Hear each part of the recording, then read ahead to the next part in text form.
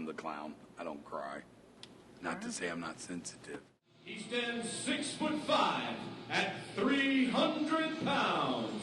Kicked out of every circus in the nation and 4 in Yugoslavia. Banned from children's parties in 38 states. A cross between Bozo the Clown and two guys playing Carrot, the Disgruntled Clown!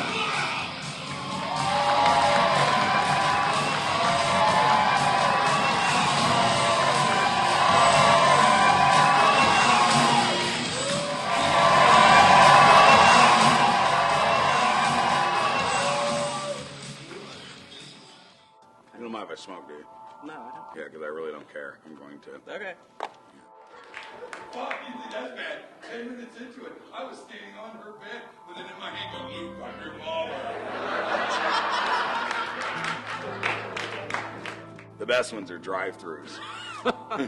Pull up at a drive-thru, they can't see me with the tinted glass. Drop the window, hey, what's up? You know, scares them pretty good. How do you handle it? She didn't even notice I was in the building dressed like this. So when she finally focused in on me in her register and looked up at me to say, well, may I help you? She fucking, oh, Lordy shit, look at that! And this bitch was freaking out, you know? Hey, gonna follow you home. You know? Have you ever followed anyone? No. Yeah, that could, break some. No, and statute of limitations, they're not, we're gonna scratch that question. Can't go in the bank class either. Where are you from, Clown? I'm actually from South Carolina. Yeah, down in the swamplands, South Carolina. Out in the woods, a place called Monk's Corner, South Carolina. With a banjo on my knee. Is that where you live now? No. No. I have a couple of residents now. And then out of nowhere, she says, you want to go to bed? And I'm like, sure. So the clown goes upstairs to bed. Get in bed. I get what I had to do. Twice. Okay, once. Okay, for a little while. I got mine. Have you ever met a fan that you hated? No. No? No, I've loved all my fans, even the most crazy redneck backwoods, beer-toting, gun-slinging. Yeah, I love them all. My fans are what it's all about. If it weren't for them, I wouldn't do what I'm doing. And I don't care how rowdy they are. Clown! Hey, clown! I love it. I do. I'm like, the crazier they are, the crazier I can be. I got a picture, 8x10 picture of me in the boat. Don't fucking think the clown don't. I'll make you feel bad, because I got the picture. Oh yeah, he wouldn't change hats with me. I tried. I swear to God. I'm like, come on, boat. Just for a minute, for a picture.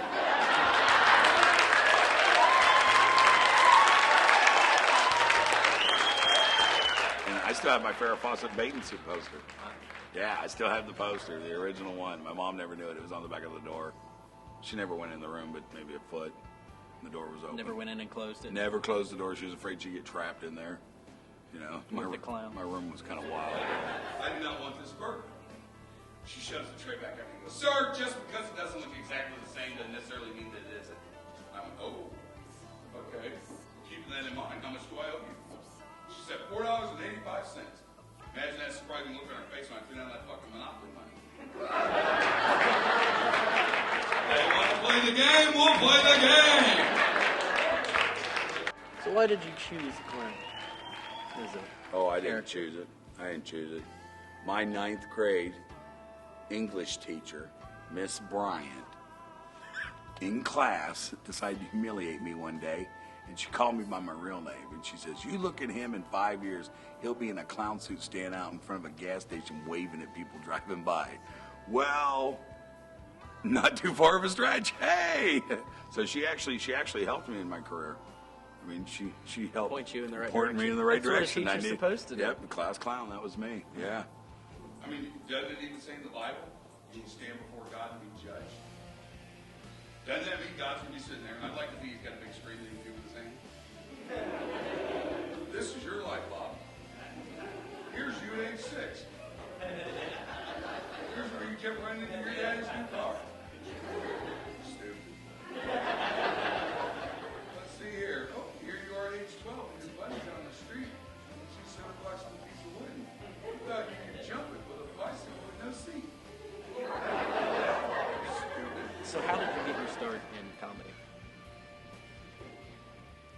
There was a place in Charleston, South Carolina. It was a long time ago, but they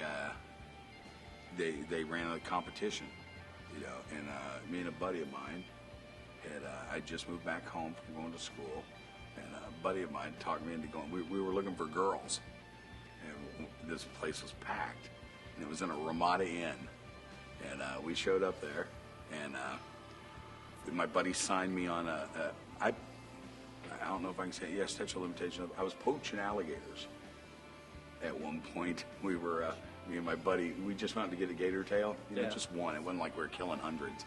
You know, we were just after one. And the little incident happened where the alligator bit me. And I got bit by the alligator. We were trying to kill this alligator. And needless to say, it was a story I tell. Yeah. And so we went to the comedy club, and my buddy knew the story. And he signed me up for the competition. It was a $50 drinking tab and competition. And back then, you know, $50 was a lot of booze. And next thing you know, they call my name, and he goes, "Tell the story about you poaching alligators." And so I went up there and told him one.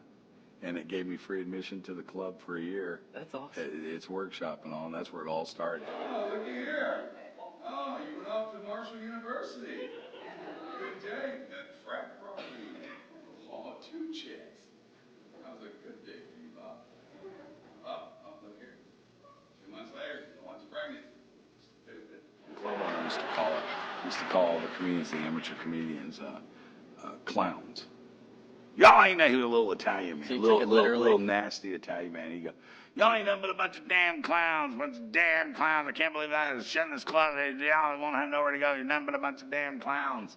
And so one day we were in the costume shop, and I met, the lady's name was Wanda, and I met her, and I said, "Can you make me a clown suit?" And she did, and without the club owner knowing, I showed up and hid in a closet and waited. And I walked out of the closet with attitude and just Came out of the closet as a clown. Yep, and at one point the club owner was throwing a chair at me. That's hilarious. Yeah, it was a little dirtier then, and I was learning it. And out the side door, the emergency side door, I shot out that door. And about 2 weeks later, the club owner calls me on the phone. He goes, "You know, if you were to write some material and stuff, and you know, talk about your life right from the perspective of a clown, you might have something there." And that was 1994. The birth of the clown. And I've been doing it ever since. You're afraid of God? Kinda? Well, just wait till you open your ears, get out here. Shut up. Now, you get laid your way, fucker, I'll get laid mine. It's all about enjoying your life right then and there. You know, you've got that moment with me. Let's have fun. You know. Yeah. You know, let's not worry about all the other BS day-to-day life. Everyone's living that, you know. Let's step out of that for a minute, and that's what I try to do, you know. Are you at work? I was looking for a pencil. This is only Jackie from all of that. True story.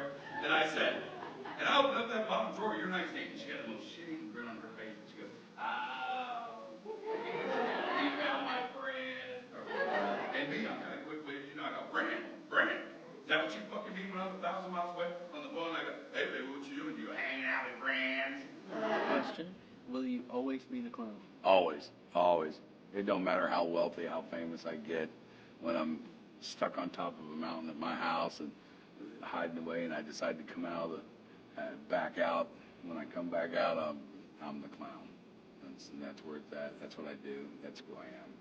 You know, man behind the mask, but I'm still the clown. Always the clown.